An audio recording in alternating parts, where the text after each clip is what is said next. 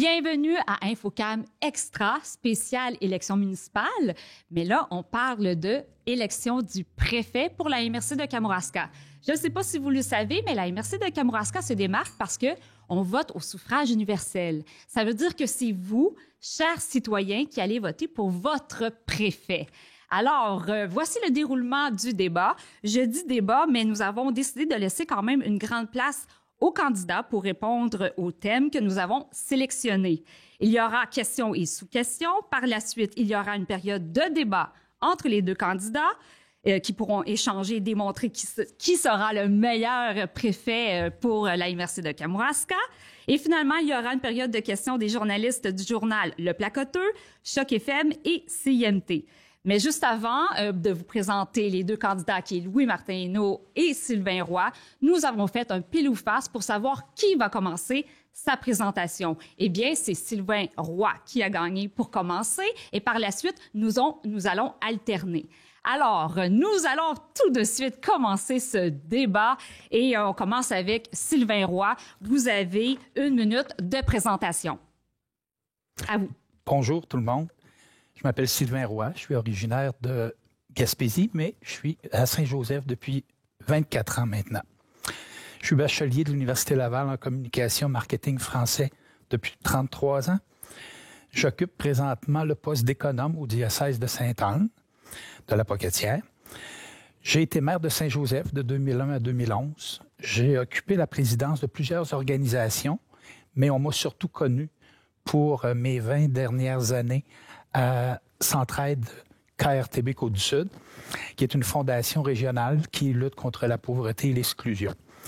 Mon bilan à ce chapitre, avec une armée de bénévoles autour de moi, c'est 8,2 millions d'amassés pour tout le KRTB, destiné aux personnes les plus vulnérables. Je suis le conjoint de la musicienne Sophie de Courval et on me dit que je suis une personne qui écoute, qui est respectueuse, qui est rigoureuse. Merci beaucoup, Sylvain Roy. Merci. Votre minute est écoulée. Donc, c'est au tour de M. Louis-Martin Hainaut de vous présenter. Bonjour à tous les citoyens du Kamouraska. Mon nom est Louis-Martin Hainaut. D'entrée de jeu, j'aimerais saluer le travail d'Yvon Soucy et des élus qui quittent les maires sortants, féliciter les maires et conseillers nouvellement élus et souhaiter bonne chance aux candidats pour l'élection du 7 novembre. Donc, je suis originaire du Kamouraska, puis après être allé explorer Québec et Montréal, où est-ce que j'ai fait mon bac en communication, moi aussi. Je suis revenu ici il y a presque 8 ans et diverses implications dans le Kamouraska. Alors, moi, je suis un père de famille et j'adore le Kamouraska. Et pour moi, un préfet, c'est être un bon leader, donc bon communicateur, être rassembleur, mobilisateur, inspirer confiance, être disponible. C'est ce que je suis et c'est ce que je souhaite être comme préfet. Donc, ça va me faire plaisir de vous rencontrer dans les prochaines semaines pour discuter de tout ça. Merci. Merci beaucoup, Louis-Martin Hainaut. Donc, il vous reste un petit 2 secondes, mais bon, c'est complété. Alors, on va y aller avec le thème numéro 1, qui est l'aménagement du territoire. Vous avez 2 minutes chacun. Donc, vous savez que le schéma de l'aménagement du territoire doit être révisé à tous les 5 ans et il permet de coordonner les choix et les décisions qui touchent l'ensemble des 17 municipalités.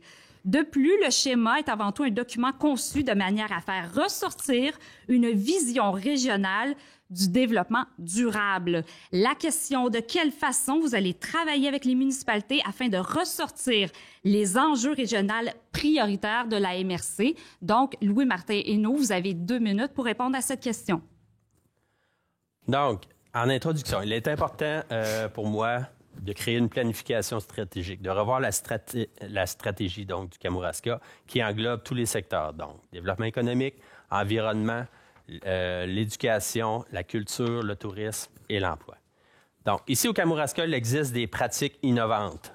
Donc, on n'a qu'à penser à Arrimage Kamouraska.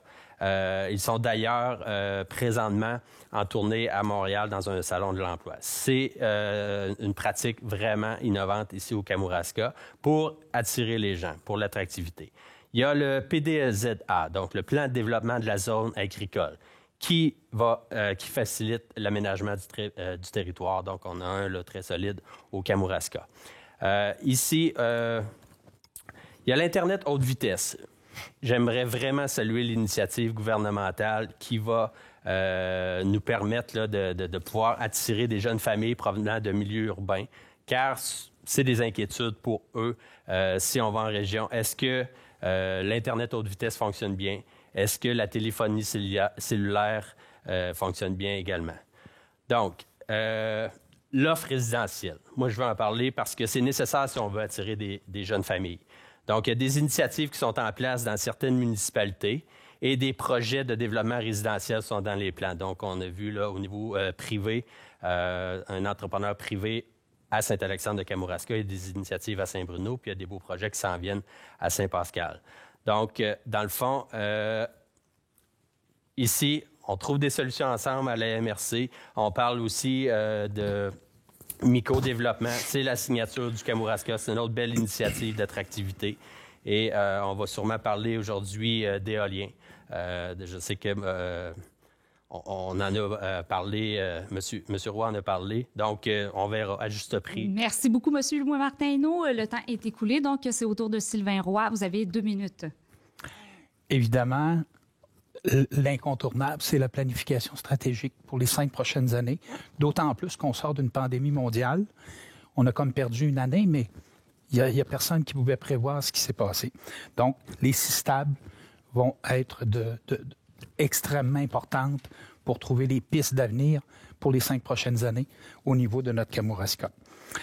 Un autre point qui est important, c'est de continuer à faire la promotion de ce qu'on appelle le 2e volet de l'article 59 sur la loi de protection du territoire agricole. Le volet 1, on l'appelait les îlots déstructurés. Ça avait été un petit peu décevant parce que pour des villages comme chez nous à Saint-Joseph, il n'y avait aucun terrain disponible, même avec ce support.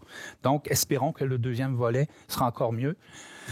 Je vous rappelle que c'est une possibilité d'établir des nouvelles résidences sur des terrains agricoles déjà existants, sans nuire à l'agriculture qui s'y déroule. Donc, ça amène des nouvelles familles, des nouveaux payeurs de taxes, l'offre de services pourra être enrichie aussi. Donc, c'est un incontournable. C'est un moyen de vitalisation, puis c'est très important vu qu'on est déjà en déficit de population par rapport à la province. On nous prévoit même perdre 10 % de notre population d'ici 2041. J'ai un gros doute parce que la pandémie a changé des choses. Nos grands espaces sont désormais très attractifs et je pense que ça va changer la donne. Il y a de la représentation à faire auprès de la CPTAQ parce que beaucoup de municipalités manquent de terrain pour construire. Donc, il faudrait peut-être être un peu plus flexible sur le développement qu'on pourrait faire de terrains résidentiels. Le Fonds Région Ruralité qui permet aux municipalités d'appuyer leurs projets grâce aussi aux revenus éoliens. Donc, c'est un projet qui doit continuer. Continuer à promouvoir nos forêts publiques. Merci beaucoup, M. Sylvain Roy. C'est le temps qui a été complété. Oui. Donc, si j'y vais avec ma sous-question, c'est Sylvain Roy qui va répondre à ma sous-question en premier. Donc, est-ce que la MRC doit être un accompagnateur ou un leader au sein des municipalités du Kamouraska? C'est à vous, vous avez 1 minute. Oui, la MRC doit être un partenaire de premier plan. C'est souvent elle-même qui va initier des projets qui vont servir aux 17 municipalités du territoire. Le conseil de la MRC, c'est un exercice démocratique extraordinaire où les maires-mairesses arrivent comme conseillers à la MRC et le préfet agit un peu comme le maire de la municipalité régionale. Donc, c'est un travail de collaboration de la première heure jusqu'à la dernière. Et c'est comme ça qu'on arrive à trouver des belles solutions pour l'avenir de notre Kamouraska. C'est complet? Oui. Parfait. Voilà, donc c'est au tour de Louis-Martin Hainaut d'y aller avec votre réponse. Vous avez 1 minute. Donc, de ce côté, évidemment, la MRC est un leader, mais toujours en travail d'équipe, évidemment, avec les 17 municipalités, donc lors, évidemment, du Conseil des maires.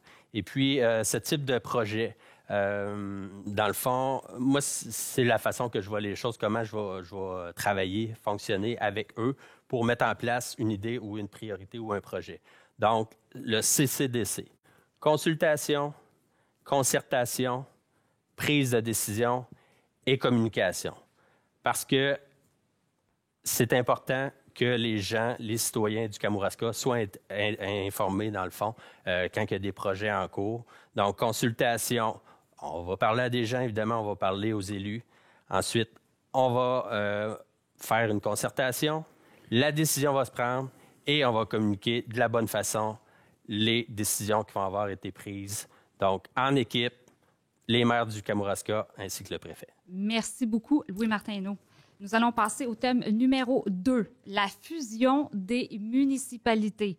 À quelques reprises, nous avons entendu parler de certains maires qui trouvent des avantages à se fusionner. Et comme vous le savez sans doute, les citoyens sont de moins en moins intéressés à faire partie du conseil municipal pour plusieurs raisons. Ma question, qu'est-ce que vous pensez de l'idée « une ville, une MRC ». On va commencer avec Sylvain Roy. Vous avez 2 minutes. Tout d'abord, s'il y a lieu d'aller en profondeur dans des fusions, ça doit venir de la base. Il est hors de question que la MRC impose des fusions. Pas si je suis là, en tout cas. Il faut commencer, premièrement, par regarder tous les services qu'on peut mettre en commun. Et c'est déjà très développé au Kamouraska. Il se fait beaucoup de choses déjà. On en parle depuis longtemps. J'étais maire en 2005 et on m'en parlait.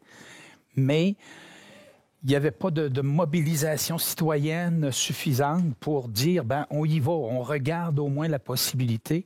Dans le cas de Saint-Joseph, c'était avec Saint-Alexandre, naturellement. Et personne n'a fait soulever.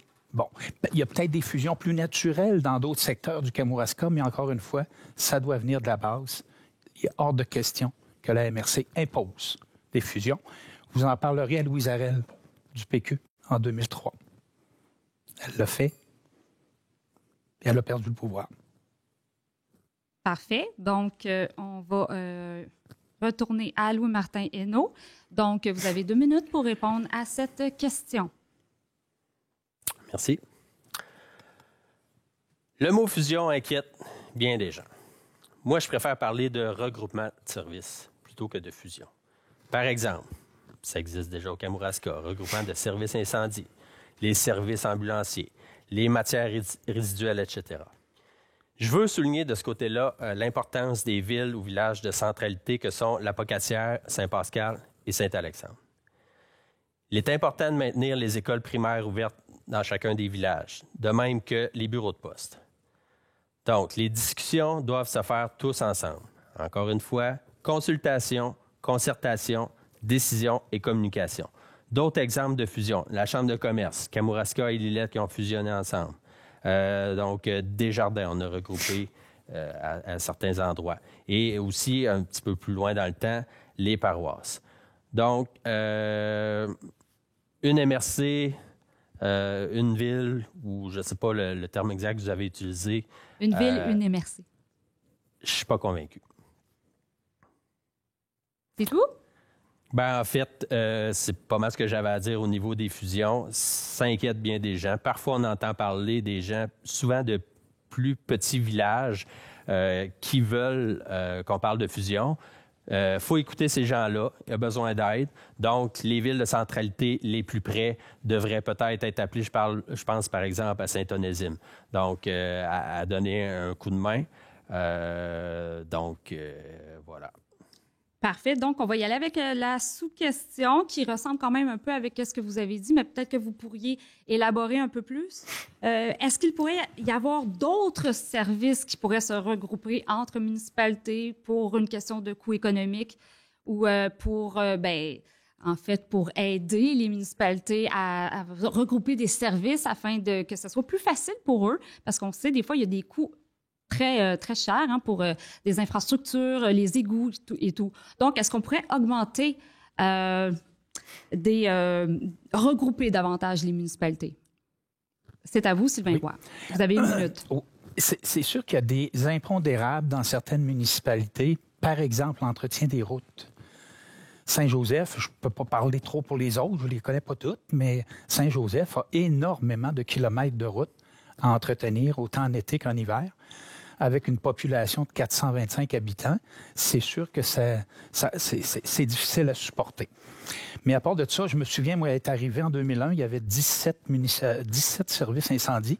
Il y en a 4 maintenant, 4 régies groupes, là, selon la façon dont on les appelle.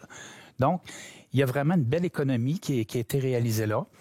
Est-ce qu'il y en aurait d'autres? Encore là, il faut vraiment démarrer le processus s'il vient de la base. Et c'est là qu'on pourra aller en profondeur, voir exactement toutes les choses qui peuvent être améliorées, comme ce que je viens d'expliquer pour les kilomètres de route. Mais ça va être un exercice laborieux. Les plus petites municipalités ont toujours le syndrome du gros qui veut m'avaler. Ça fait que ça, c'est incontournable dans toutes les fusions. Merci beaucoup, Sylvain Roy. Donc, Louis-Martin Hainaut, votre réponse, vous avez 1 minute. Parfait. Donc, regroupement de services, en fait, peut-être des ressources pourraient être utilisées, par exemple, pour 2, 3 municipalités. Je pense que ça se fait déjà. Par exemple, pour les agents de développement. Quelqu'un pourrait l'aider pour, exemple, Rivière-Ouelle et Saint-Denis. Même chose pour des adjointes administratives. Donc, il pourrait peut-être avoir du temps partagé entre 2 ou 3 plus petites municipalités. Même chose, en fait, la MRC peut avoir son mot à dire au niveau des ressources en génie civil. Il y a des choses qui se font déjà au niveau des inspecteurs, au niveau de l'urbanisme. Puis, M. Roy en a parlé aussi là, au niveau de l'entretien des routes. Donc, en fait, tout ça doit être discuté les municipalités ensemble, mais évidemment, ça peut être porté au conseil de la MRC, qu'on en discute tous ensemble, qu'on arrive à une solution tous ensemble. Merci beaucoup, Louis-Martin Hainaut. Donc, nous allons passer au thème numéro 3, qui est le développement économique. Le développement économique est un sujet dont on ne peut se passer. Nous avons des parcs industriels, notamment à Saint-Pascal et à la Pocatière. Nous avons de grands espaces pour accueillir de nombreuses entreprises. Alors, ma question, quelles sont vos idées pour augmenter le développement économique de notre région? Sylvain Roy, vous avez 2 minutes. Je commencerai avec la pandémie qui nous a révélé qu'on avait un Internet médiocre et une couverture cellulaire médiocre.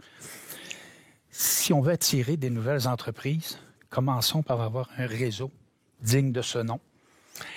Il semble que pour l'Internet, on pense à l'automne 22 comme étant sur la bonne voie. Je vais le croire quand je vais le voir. Je doute. Mais tant mieux si ça se réalise. Pour la téléphonie cellulaire, on n'est pas rendu là. Mais il faut vraiment adresser le problème parce que moi, je ne connais pas. Avec ce qu'on sait, suivant la pandémie, quelqu'un, avant de venir s'établir en région, va vérifier ces choses-là. Donc, c'est très important. L'éolien, je pense que tout le monde le sait, c'est ma priorité numéro 1. On est la seule MRC du KRTB qui a des revenus éoliens sans en avoir un projet. Il n'y a pas encore d'éoliennes chez nous, puis on en profite déjà. Imaginez-vous si on en avait un. Et ça se parle beaucoup. Je pense qu'on va en savoir beaucoup plus à la fin de l'année 2022. Et juste pour le Témiscouata, leur budget est passé de 5 à 11 millions en 8 ans. Je pense que c'est 1,8 million qu'ils ont par année de revenus autonomes. Les Basques, 1,5 million par année. Rivière-du-Loup, 2,2 millions par année.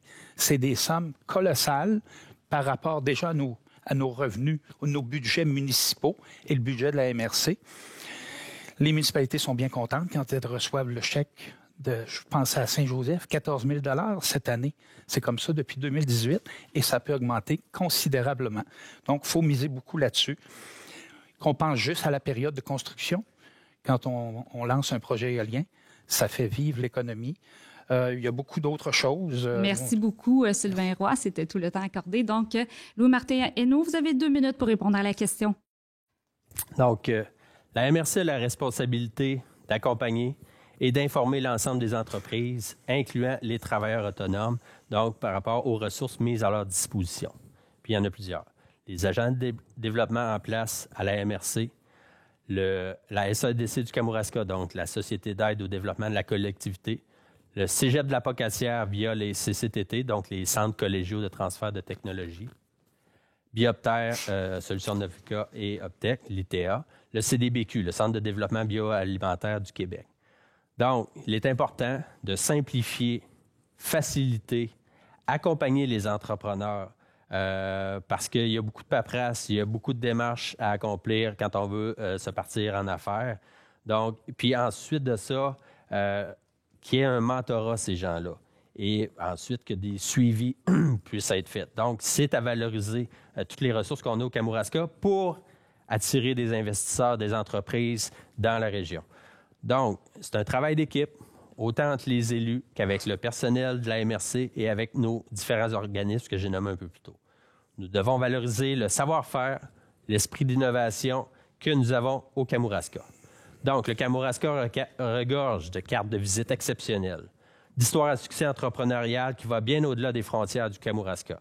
La Compagnie Normand, pour laquelle je travaille actuellement, et Gibault de Saint-Pascal, les Industries des Jardins de Saint-André, les Aliments Asta de Saint-Alexandre, Alstom, anciennement Bombardier à la Pocatière, nos excellents restaurants et producteurs locaux, l'ITA, le Cégep, nos 3 microbrasseries à la Pocatière, Rivière-Ouelle et Saint-André, l'agriculture, la foresterie, etc. Tout ça et plus encore forme la richesse du Kamouraska et il faut la faire connaître à l'étranger, dans les autres régions, pour attirer des investisseurs au Kamouraska.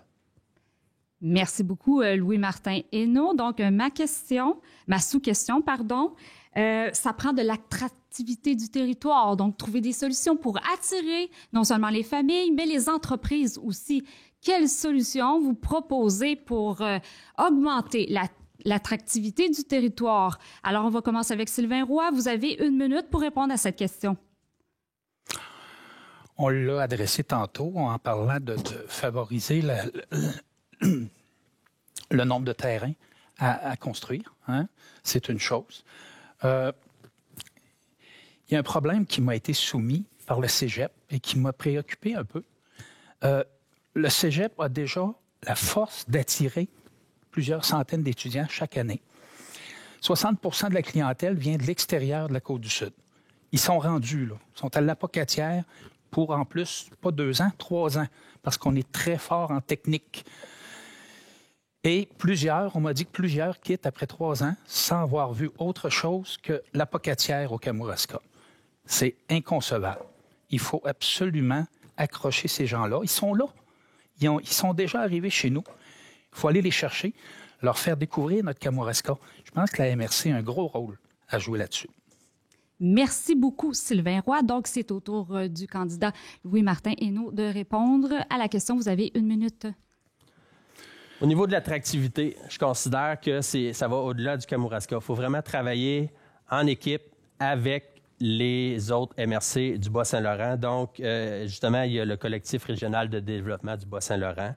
Les démarches d'attractivité, ils poursuivent leur déploiement à l'échelle des MRC du Bas-Saint-Laurent, ainsi qu'au niveau régional. Donc, il y a eu un plan d'action qui est en cours d'élaboration avec des étapes vraiment mises en place. Donc, grâce à la précieuse collaboration établie entre les professionnels de l'attractivité sur tout le territoire des MRC. Donc, j'ai parlé un petit peu d'Arrimage Kamouraska. Donc, c'est un service qui offre un accueil personnalisé aux nouveaux employés. C'est important aussi, il faut aller les chercher, mais il faut s'assurer qu'ils veulent rester ici. Donc, c'est un accueil personnalisé aux nouveaux employés de 36 ans et plus, puis qui développe des outils visant à améliorer l'attractivité, l'accueil, l'intégration de ces derniers et fait la promotion du territoire. Donc, un chantier de travail sur l'employabilité des travailleurs expérimentés. Merci beaucoup, Louis-Martin Hainaut. Donc, c'était tout le temps qu'on avait. On va passer au thème numéro 4, environnement. Une des compétences obligatoires de la MRC est de voir au bon fonctionnement des cours d'eau sur son territoire, sensibiliser la population sur l'application de certaines actions pour améliorer la qualité de l'eau. De plus, nous avons aussi un problème de plantes envahissantes au bord du littoral, ce qui menace les marais. La première question, considérant l'évolution du climat en cours, la perte de biodiversité généralisée, que pensez-vous de la préservation indispensable de nos marais côtiers? On commence avec Sylvain Roy. Vous avez 2 minutes. Écoutez, les changements climatiques sont à nos portes, hein, on le sait, et surtout les municipalités littorales. Ça gruge les berges. Et on va en savoir un peu plus parce qu'il y a un rapport qui va être déposé en 2022 concernant la Boiteau, secteur Saint-André, qui va peut-être venir dire que la Boiteau n'est pas suffisant et ça amènerait Saint-André à ne plus pouvoir se développer sur 90 % de son territoire. Ce serait catastrophique. Pourtant, la Boiteau, c'est sa fonction première. Il faut juste se le lever et on le lèvera, mais on ne peut pas l'abandonner comme ça. Donc, c'est quelque chose de très important. Il y a le règlement Q2R22 qui vise à permettent aux résidences isolées de se mettre aux normes au niveau des eaux usées, ce qui n'était pas le cas depuis longtemps. Il y avait eu la première version Q2R8, mais il n'y avait pas d'aide du tout qui était donnée. Donc, si tu ne pouvais pas être vidangé, tu n'étais pas automatiquement pas conforme. Au moins, avec la nouvelle version, il y a une aide de 2 500 $ pour ceux qui veulent se mettre aux normes. C'est pas négligeable. C'est pas autant que nos régions urbanisées qui ont eu des aides de 60, 70, 80 % même pour se mettre aux normes au niveau des eaux usées. La MRC prône l'utilisation du bois. Vous l'avez vu avec la maison touristique, l'édifice de la MRC. Ben, c'est une façon aussi environnementale de travailler. L'économie circulaire, dont la SADC est le protagoniste, il faut le faire connaître un peu plus. Si moi, ce que je veux jeter est une matière première pour mon voisin, ça serait le fun qu'il le sache. Donc, il faut continuer de faire connaître ces possibilités-là. Le transport collectif, c'est très environnemental, le transport collectif, mais si je dois faire 12 km pour aller rejoindre l'autobus, c'est pas ça pour moi un transport collectif. Merci beaucoup, Sylvain Roy. Donc, c'est à votre tour, Louis-Martin Hainaut. Vous avez 2 minutes pour répondre à la question. Je suis content qu'on parle d'environnement parce que ça fait partie de mes priorités. Et on est dans la semaine québécoise de la réduction des déchets. Donc, ça nous prend un traitement à choc au Kamouraska comme ailleurs, évidemment. L'environnement, c'est une des choses les plus importantes, une de mes priorités, et aura une place importante dans la nouvelle planification stratégique.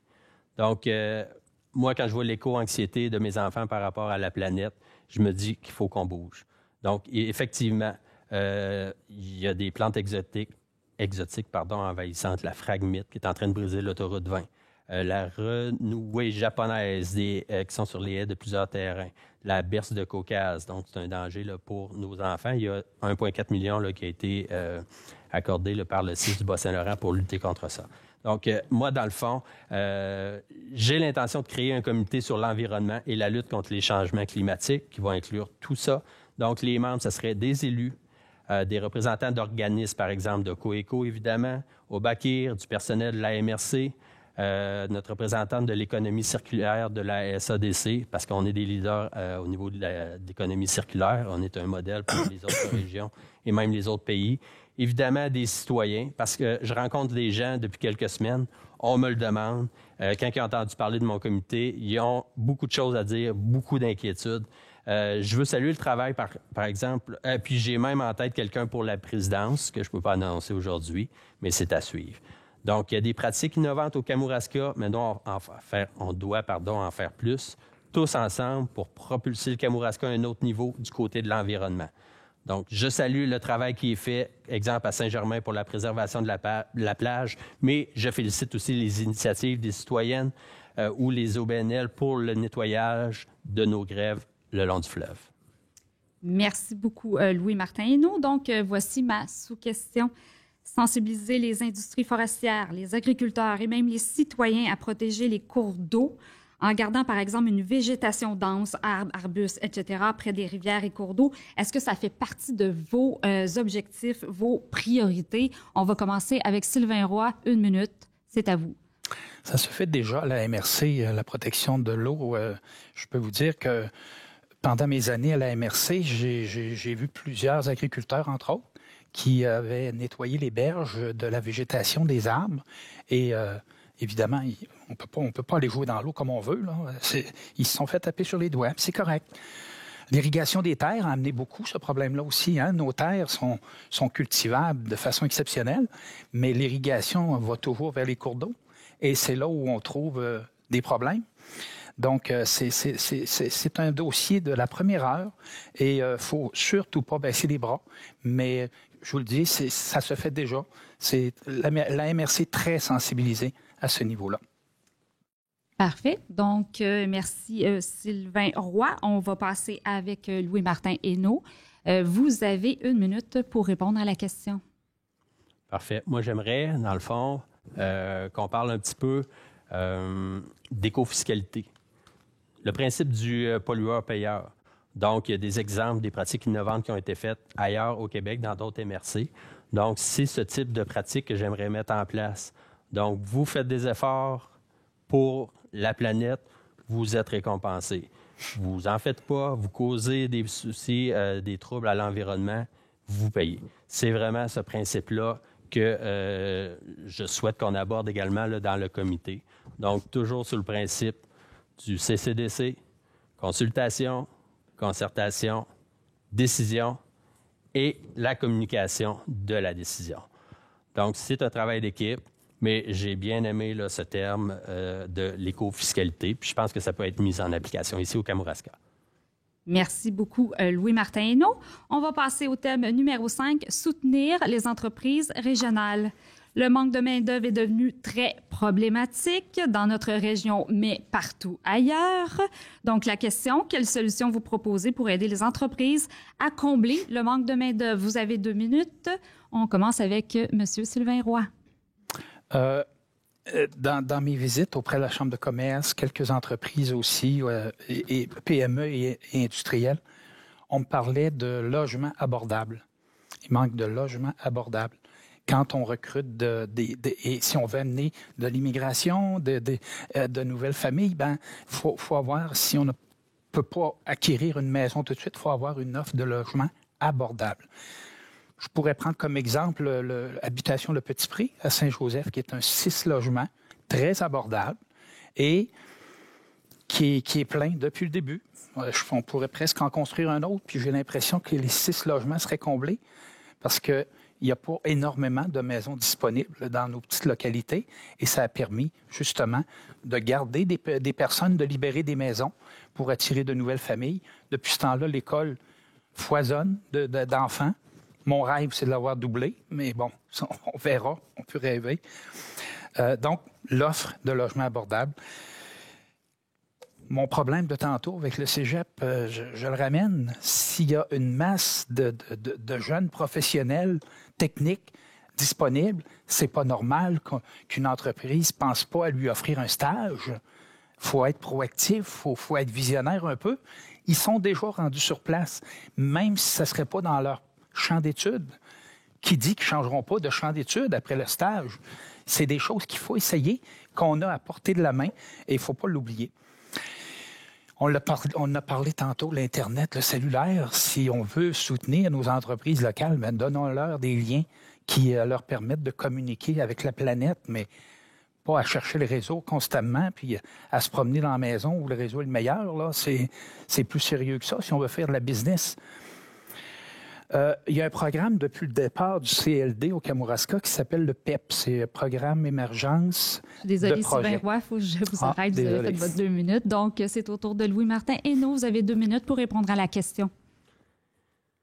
Évidemment, la MRC a un rôle important à jouer au niveau du marché de l'emploi pour contrer ou réduire l'impact de la rareté de main-d'œuvre. Je considère qu'il est impératif de faire alliance avec les MRC voisines pour solutionner la pénurie de main-d'œuvre. Et quand je parle des MRC voisines, naturellement, on fait partie du Bas-Saint-Laurent, donc on s'en va plus à l'est. Rivière-du-Loup, Témiscouata, les Basques, etc., le fameux KRTB. Par contre, c'est clair qu'on a une MRC voisine, puis en plus, la Chambre de commerce, j'en ai parlé un peu plus tôt, c'est Kamouraska et Lillette. Donc, puis même Montmagny. Donc, on fait partie aussi de Côte-du-Sud, pas seulement du Bas-Saint-Laurent. Donc, il faut qu'on travaille ensemble pour justement attirer des travailleurs et être capable de les loger. Donc, il faut faire alliance avec les MRC voisines. La MRC doit soutenir les initiatives des entreprises de la région et les mettre en valeur. La salle André-Gagnon, donc l'agrandissement, le rajeunissement, c'est une très bonne nouvelle pour la région. Le cirque de la Pointe-Sèche et les perchoirs du cirque. Les branchés, le DEP du village, le rollbuck, la baleine endiablée et la tête d'allumette. Et plusieurs autres qui font notre fierté au Kamouraska. Donc, le Kamouraska est présent et doit l'être encore plus. Et puis, je reviens encore avec le programme Arrimage Kamouraska. C'est une très bonne nouvelle. Puis il y en a d'autres initiatives aussi au niveau... on a une ressource en immigration au Kamouraska qui est très active, qui va régulièrement à Montréal pour tenter d'attirer des gens ici, pour aider nos entreprises à avoir de la main-d'œuvre variée, de qualité et qui désirent s'établir et demeurer au Kamouraska. C'est pas juste des attirer parce que parfois, après quelques semaines, quelques mois, ils ont le mal du pays puis s'en retournent. Il faut s'assurer de les garder ici. Et c'est dans ce sens que la MRC doit aider à soutenir les entreprises régionales. Merci beaucoup, Louis-Martin Hainaut. Donc, voici ma sous-question. On parle beaucoup d'immigration pour combler le manque de main-d'œuvre dans les entreprises. Pensez-vous travailler afin de raccourcir les délais en immigration? Opter pour des crédits d'impôt retraités, la robotisation. Donc, quelles sont vos solutions? On va commencer avec Sylvain Roy. Vous avez 1 minute. Oui, effectivement, l'immigration est une source de solutions. Ramener les travailleurs qu'on appelle les travailleurs expérimentés, là, ceux qui sont à la retraite. Et il y en a plusieurs qui aimeraient retravailler temps partiel, probablement pas temps plein, mais il faut des allégements fiscaux. Si tu vas travailler puis tout ce que tu gagnes est pour redonner à l'impôt, ça marche pas. Puis de toute façon, le montant qui irait gagner, ben c'est pour redistribuer dans la région. Ça parle d'elle-même. Il y a déjà des fonds à la MRC qui sont connus. Le Fonds local d'investissement, le FLI, le Fonds local de soutien. J'ai pas eu le temps de le finir tantôt, mais le programme d'émergence de projets, le PEP, c'est venu consolider, ça a amené des dizaines de projets, ça a consolidé des entreprises. Donc, ce sont tous des moyens qui sont déjà là dans ce cas-ci et qu'il faut continuer. Mais oui, l'immigration et travailleurs expérimentés. Merci beaucoup, Sylvain Roy. Donc, c'est à vous, Louis-Martin Hainaut. Donc, on sait que l'immigration, c'est une bébête à 2 têtes, donc c'est évidemment fédéral, mais le provincial a son mot à jouer. Donc, à ce sujet, j'ai déjà annoncé que j'ai fait part de mon intention à notre député au niveau provincial et au député fédéral de tenir avec eux des rencontres trimestrielles dans lesquelles on va parler des enjeux principaux au niveau de la région, au niveau du Kamouraska, parce que ce sont tous les deux, des gens évidemment attachés à notre Kamouraska. Donc, j'ai eu une réponse très positive. Mais en prélude à ça, évidemment, je vais rendre visite aux intervenants des 17 municipalités du Kamouraska, autant maires, conseillers, entrepreneurs, afin de bien cerner les enjeux de la MRC. Donc, l'immigration, c'est certain que je vais en faire un cheval de bataille il faut que ça soit allégé, les procédures, pour que les gens puissent venir ici s'établir au Québec, au Canada, mais surtout dans notre beau Kamouraska. Merci beaucoup, Louis-Martin Hainaut. Donc, on va passer au dernier thème, le thème numéro 6, le tourisme durable et responsable. La MRC, en partenariat avec une citoyenne engagée, Perle Morancy, Promotion Kamouraska et Obakir, ont comme objectif de mettre en place des actions concrètes pour favoriser le tourisme durable et responsable dans notre région. Question, avez-vous quelques solutions pour maintenir ce tourisme durable et responsable dans notre région? Vous avez 2 minutes. Sylvain Roy. Bien, tout d'abord, Promotion Kamouraska, puis les autres que vous avez nommés au Bakir, ça fait un travail fantastique depuis quelques années et il faut que ça continue. Il faut les appuyer dans leur démarche. Promotion Kamouraska gère la maison du Kamouraska. Et on a vu avec la maison du Kamouraska qu'on a réussi à arrêter les touristes. Ils passaient droit auparavant. Juste en 2021, 33 400 visiteurs sont entrés et 8 000 ont demandé de l'information. Ça veut dire que quand ces touristes-là sortent de la maison du Kamouraska, ils ont une idée de l'offre d'hébergement, l'offre d'activités, dont le Parc national du Haut-Pays. Donc, c'est un atout extraordinaire. Il faut continuer d'aller en ce sens-là. Bonifier notre offre touristique, le Parc régional du Haut-Pays, c'est fantastique.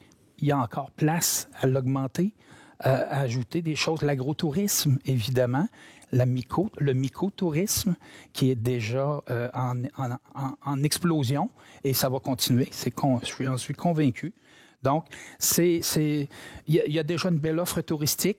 On y va petit pas par petit pas, mais moi, je suis très satisfait des pas de géant qu'on a fait. C'est tout, M. Sylvain Roy. Donc, on va aller avec la réponse de M. Louis-Martin Hainaut. Vous avez 2 minutes. Donc, le Kamouraska, ce n'est pas seulement le village de Kamouraska. Chaque municipalité possède ses attraits. Chaque municipalité a des responsabilités au niveau du tourisme durable. Donc, ça fait partie de mes priorités, le tourisme. Ça serait de promouvoir les circuits touristiques au Kamouraska. Il y a tellement de travail qui se fait M. Roy l'a mentionné au niveau promotion Kamouraska. La MRC doit continuer de les encourager, de les supporter. Mais c'est ça. On doit, présentement, là, je vois le Kamouraska comme un transit pour plusieurs menant à la Gaspésie qui dure quelques heures ou 1 ou 2 jours. Donc, on doit se positionner à savoir si on est correct avec ça ou si on veut que la Kamouraska se développe et s'établisse comme une destination touristique pour des séjours à plus long terme. Mais si c'est le cas, il faut réfléchir et revoir à la hausse l'offre d'hébergement. Je salue ici les idées les plus originales que sont les perchoirs du cirque, les branchés, pour n'en nommer que quelques-uns. Ensuite, la pandémie nous a permis d'accueillir beaucoup de Québécois, évidemment, qui ont découvert le Kamouraska. On doit se doter d'actions précises pour attirer la clientèle d'autres provinces et d'autres pays. Mais pour ce faire, évidemment, vous savez, moi, la planète, ça me tient à cœur, l'environnement. Donc, le tourisme durable, il est essentiel. Donc, il faut que chaque municipalité se dote, s'assure qu'il y a des endroits désignés pour pas qu'on se ramasse un peu comme c'est passé ici dans le Kamouraska, mais principalement en Gaspésie, l'été 2020, avec des déchets un peu partout, qui a fait la désolation des gens du coin. Donc, c'est ma vision. Parfait. Merci beaucoup, Louis Martineau. Il n'y aura pas de sous-questions pour ce thème. On va passer tout de suite à la période du débat. Donc, on veut savoir qui sera le meilleur d'entre vous pour occuper le rôle de préfet de la MRC de Kamouraska. Vous avez 4 minutes pour débattre. Donc, c'est parti. Qui commence? Vous pouvez commencer, oui. Sylvain Roy. Monsieur Hainaut, en gestion municipale, il y a un indice utilisé pour, entre autres, le partage des coûts, des recettes, des quotes-parts. Si un nouvel élu vous demande de lui expliquer la richesse foncière uniformisée, qu'est-ce que vous lui répondez? Comment c'est raide, monsieur Roy? Donc, vous voulez nous faire part de vos 10 ans d'expérience à la mairie de Saint-Joseph. Un conseiller Parfait. Commence avec ça, monsieur. C'est Première année. C'est terminé depuis 2011. Oui. Donc, le préfet, là, c'est le maire de la municipalité régionale de Comté. Donc, les maires ont leur personnel, ont leur devoir à faire aussi avant de se présenter et aussi avant d'être dans un conseil de la MRC. Donc, le préfet, c'est pas le maire des maires. Le préfet n'a aucune autorité sur les maires des autres municipalités locales. Donc, vous parlez beaucoup de gouvernance. Félicitations pour vos 30 ans de gouvernance. Mais par contre, son leadership, le préfet doit l'exercer dans la recherche du consensus. Donc, la richesse foncière non plus? Vous ne pouvez pas me l'expliquer? C'est pas des termes que je vais pouvoir expliquer aujourd'hui pendant le débat. OK. Donc, non, ça a le mérite d'être clair. Ben oui, parfait. Vous avez marqué votre point. Bravo. Une question, ben, moi, j'en ai d'autres, il n'y a pas de problème. Si vous arrivez à la MRC le 7, vous allez vous retrouver avec combien d'employés tout d'un coup? Ben, la MRC, en fait, l'édifice Claude Béchard, c'est un édifice où est-ce que j'ai travaillé de 2018 à 2020. Donc, il y a cinquantaine d'employés. Donc, c'est des gens que je connais, c'est des gens que j'ai côtoyés et des gens que j'apprécie.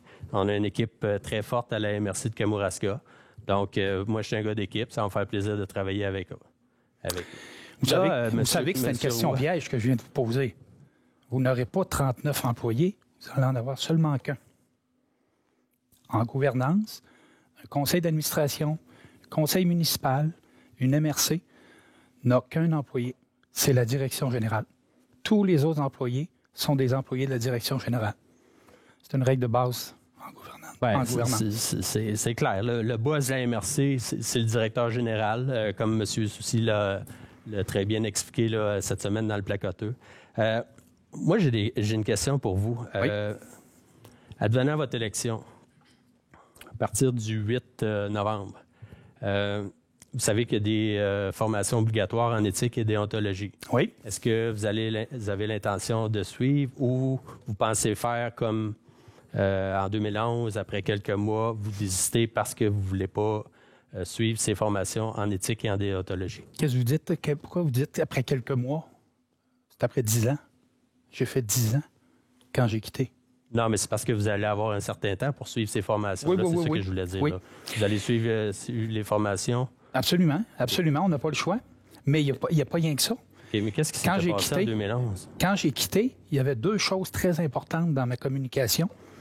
Il y avait le fait que l'élu municipal devait suivre cette formation de 7 heures, mais pas les ministres et les députés du gouvernement.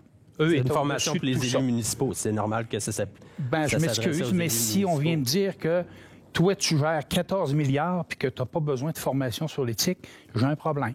Ça me causait un problème. Mais il y avait aussi autre chose. Il faut bien lire les communications. Si un élu, après avoir suivi la formation et qui revenait civil, qui n'était plus élu, il devait être 2 ans sans travailler ou participer à un organisme à but non lucratif, par exemple. Ouais, je gagnais ma vie, moi. Vous étiez déjà pour Centraide. Oui. Donc, vous ne pensez pas qu'il y avait une solution à trouver? Non. Vous ne laissez pas continuer à Centraide? Je suis désolée. Donc, on a fait le 4 minutes de débat. Je pense que c'est important aussi de laisser une place aux journalistes pour qu'ils posent des questions. On va commencer avec le journaliste de CIMT, Guillaume Côte-Noire-Lacroix. Je vous laisse la parole. Ma question, moi, ça s'adresse aux deux. Si vous êtes élu le 7 novembre, c'est qui la première personne que vous appelez et pourquoi? Écoutez, ça va être probablement le directeur général de la MRC parce que c'est là où il y a le transfert de dossiers. Je ne sais pas si l'ancien préfet y assiste pour la première. Je ne sais pas. Je n'ai jamais été préfet et il n'y a jamais eu d'autres élections depuis 12 ans. Mais ce serait la direction générale pour être mis au fait de tous les dossiers actifs et des priorités qui avaient été identifiées là, au cours de l'année. Mais c'est vraiment la direction générale. C'est là qu'on se plug là, pour partir sur des bases solides. Donc, de mon côté, je vais en appeler 2. Vous demandez le premier, ça va être M. Yvon Soucy, M. le préfet. Je veux discuter avec lui, prendre un café. Mais évidemment, moi aussi, je vais parler au directeur général. Mais on a des choses à jaser, M. Soucy et moi. Et ça va être la première personne, mettons, après ma mère, que je vais appeler suite à mon élection. Donc, on va passer avec Stéphanie Gendron du journal Le Placoteux. C'est à vous. Question pour M. Roy par rapport aux éoliennes. Vous l'avez dit, c'est une manne pour les municipalités. Le Témiscouata le fait. Actuellement, il y a un débat à Desjily. Le maire sortant utilisait beaucoup l'argent des éoliennes pour ne pas hausser le coût des taxes. En fait, son adversaire l'accuse de ça. Ouais. Si vous êtes élu préfet, allez-vous demander aux municipalités d'utiliser l'argent des éoliennes pour le développement et non pour le courant dans leur budget? C'est déjà déterminé. Hein? Le Kamouraska a pris la décision que les dons éoliens devaient aller pour le développement social et non pour la baisse de taxes. Donc, si une municipalité le fait de son propre chef, peut-être qu'elle sera blâmée par les collègues autour, mais c'est déjà canné au Kamouraska. Ça doit servir pour le développement social. Est-ce que vous voulez une réponse? C'est bon. Parfait. Donc, c'est au tour de François Tremblay de Choc FM Isiki. Donc, c'est à vous pour une question. Bonjour, ma question s'adresse aux 2 candidats. On constate depuis les 10 dernières années et par l'amplitude des sujets qui ont été abordés actuellement que la job de préfet a changé. Il y a énormément de choses à faire. C'est comme si vous étiez le corps arrière et devant vous, il y a les MRC, les municipalités, les organismes. Il y a un paquet de trucs. Est-ce que vous avez les rangs assez solides? Est-ce que ça vous fait pas peur un peu? Je trouve ça drôle que vous parliez de corps arrière parce que c'est vraiment comme ça que je vois le rôle du préfet. Donc, c'est pas, excusez l'anglicisme, un one-man show. C'est un travail de concertation. Donc, le préfet, c'est une personne qui est rassembleuse, mobilisateur, mais aussi la personne qui va aller défendre des dossiers aux différents ministères. Donc, moi, je suis encore en contact. Là, j'ai fait de la politique au niveau provincial récemment. Donc, je suis encore en contact avec des leaders au niveau gouvernemental, provincial, à Québec, au Kamouraska et dans les directions régionales au Bas-Saint-Laurent. Donc, je ne veux pas utiliser le mot lobbyiste, mais le préfet, dans le fond, c'est un porteur de dossiers. Il va défendre des dossiers et il va s'assurer d'avoir les investissements autant au niveau gouvernemental que privé pour le Kamouraska. Ce qui est intéressant de la préfecture élue, c'est que là, tu n'es plus maire d'un village en plus. Ça aide à être un peu plus objectif, je pense. Un préfet nommé pourrait me contredire, mais moi, je le vois comme ça parce que préfecture nommée, je ne serais pas ici aujourd'hui devant vous. Ça ne m'intéresserait pas. Mais préfecture élue, je compare ça un petit peu à un mini-député d'une MRC, mais avec pas beaucoup de sous, parce que c'est pas au municipal où est l'argent. On a souvent un chiffre en tête. $1 de taxation et d'imposition au Québec, il y a 50 sous qui vont au fédéral, 42 sous au provincial, 8 sous au municipal. Ça a peut-être monté à 9 sous là, depuis le temps, mais ça vous donne une idée comment le préfet doit être un démarcheur. C'est sûr que si j'avais jamais été maire, je serais un peu plus inquiet là, de face à la tâche, mais je l'ai côtoyé quand même beaucoup pendant 10 ans, les préfets, un après l'autre, et ça donne du gaz pour accomplir le travail.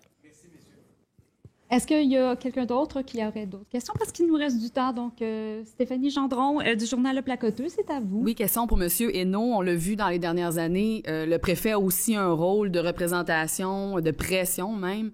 On l'a vu avec Bombardier pour le contenu local, les soins de santé de proximité, l'ITA qui est devenu l'ITAC.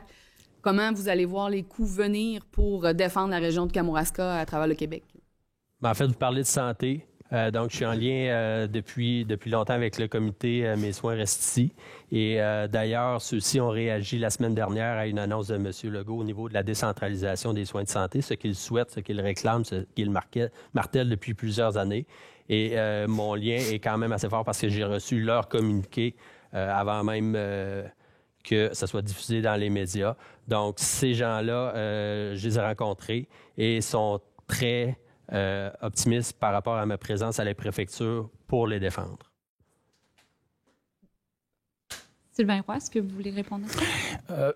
Est-ce que tu pourrais répéter la question pour pas que j'en perde debout? C'est ça, pour éviter, exemple, l'ITAC, on a perdu, on aurait voulu la place ici. À un moment donné, c'était les anesthésistes qu'on a perdu comme structure. Comment on voit les coûts venir pour éviter de perdre des plumes au Kamouraska? Oui. C'est sûr que lorsque le préfet est en poste, il devient un interlocuteur de choix pour toutes les institutions, tous les organismes. Tous ont intérêt à l'informer le plus rapidement possible parce qu'il peut leur venir en aide, ne serait-ce que par l'influence qu'il peut utiliser. C'est un travail de tous les moments. Il faut lire beaucoup, il faut se documenter, il faut être curieux. Il faut être très curieux lorsqu'on occupe un poste comme ça pour justement... Et par chance, on a l'Internet. Si ça marche bien, là, on a l'Internet et c'est une source d'information extraordinaire. Et pour être vraiment au fil de tout ce qui se passe, en live, là, en direct, là, on est au courant de tout très, très, très rapidement. Et juste pour compléter ma réponse, parce que j'ai parlé seulement de santé, vous avez parlé de l'ITAQ. Le rôle d'un préfet, une des qualités, c'est d'avoir un flair politique aussi, un côté stratégique. Donc, voir venir les coûts, c'est très important. Donc, oui, il faut s'informer, mais d'avoir des contacts privilégiés, ça peut nous aider justement à prévoir les coûts. Et la communication avec les autres paliers de gouvernement, donc autant notre député provincial que fédéral, c'est important qu'on travaille ensemble parce que les trois, à différents niveaux, on défend notre région. Il reste encore une question. Ça va être pour M. Roy. En fait, je veux revenir quand vous avez dit tantôt sur la fusion des municipalités que ça devait venir d'en bas, sinon vous n'alliez pas en faire un cheval de bataille. Et ça m'amène à vous parler d'environnement. On n'en entend pas beaucoup parler du côté des maires, des conseillers qui se présentent. Alors peut-être qu'il va falloir que ça vienne d'en haut pour que ça finisse par bouger. Est-ce que dans ce dossier-là, vous avez l'intention d'être un leader? Ben oui, absolument. Mais je mets une grande différence entre les deux. Si on impose des fusions, on est vraiment le gros méchant qui rentre dans le village, là. C'est pas pareil, la perception n'est pas la même. L'environnement, c'est vous et moi, puis c'est notre futur, c'est nos enfants, comme M. Hainaut disait. Donc, il faut être, peut-être un peu plus expéditif là, dans le cas de l'environnement qu'au niveau des fusions. Parce que je continue à dire que les fusions doivent venir de la base. Mais oui, l'environnement, il faut y aller de façon proactive, d'en haut, absolument. Est-ce que vous avez terminé avec vos questions, messieurs les journalistes et madame la journaliste? C'est parfait. Donc, ça conclut ce débat. J'espère que cette émission va vous aider à faire votre choix.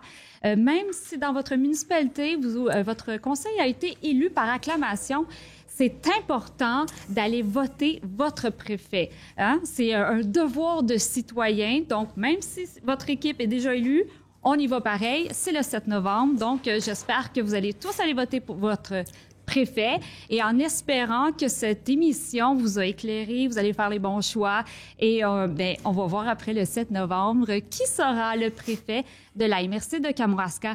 Je tiens à remercier les journalistes CIMT, Journal Le Placoteux et Choc FM d'avoir participé à cette émission et je remercie beaucoup les deux candidats, Louis-Martin Hainaut et Sylvain Roy, d'avoir accepté de participer à cette émission.